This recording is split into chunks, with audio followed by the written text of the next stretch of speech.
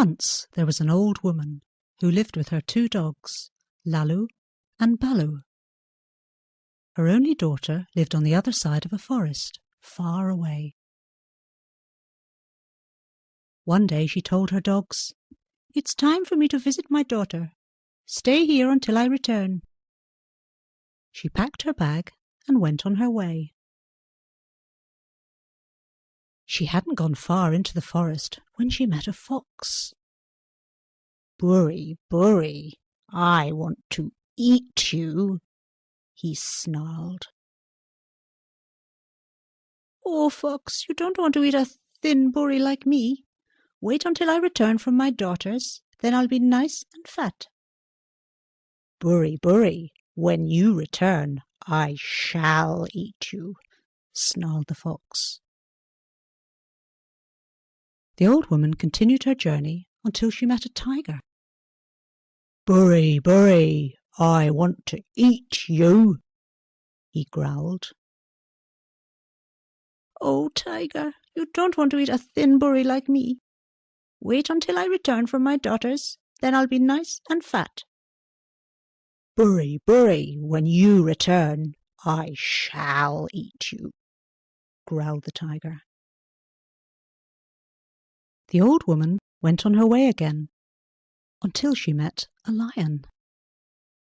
"Buri, Buri, I want to eat you," he roared. "Oh, lion, you don't want to eat a thin Buri like me. Wait until I return from my daughters, then I'll be nice and fat." "Buri, Buri, when you return, I shall eat you," roared the lion. At last the old woman arrived at her daughter's house. "Oh, daughter, what a terrible journey I've had. First I met a fox, and then a tiger, and then a lion. They're all waiting to eat me." "Don't worry, mother. We'll think of something. But first you must rest and have some food," answered her daughter.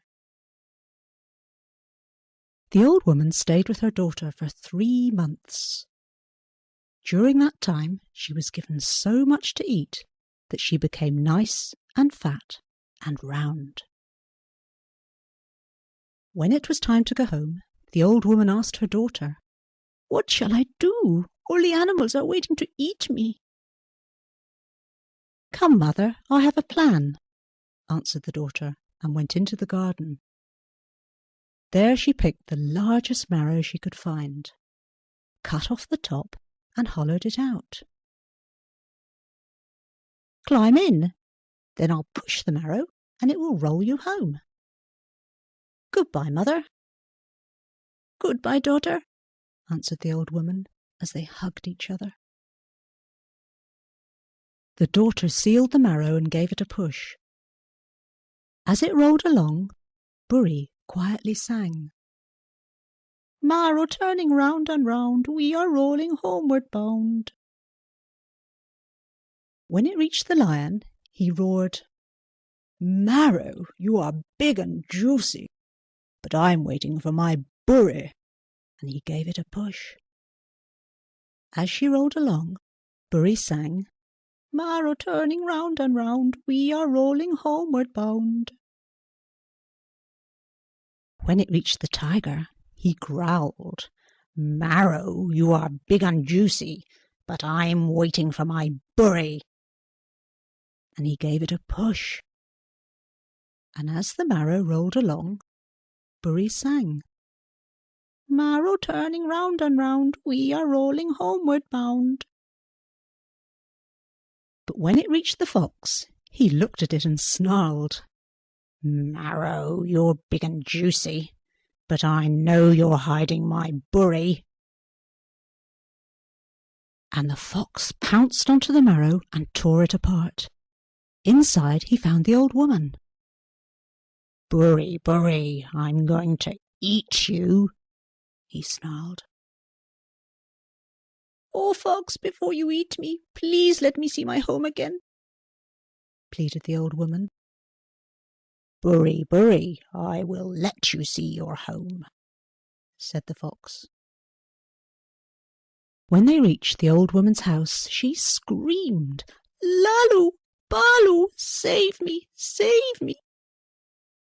The two big dogs raced out and chased the fox, who ran and ran until he got away.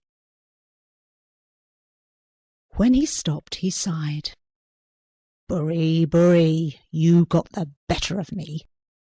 Now all I have is marrow for my tea." As for the old woman, she was never troubled by the fox again.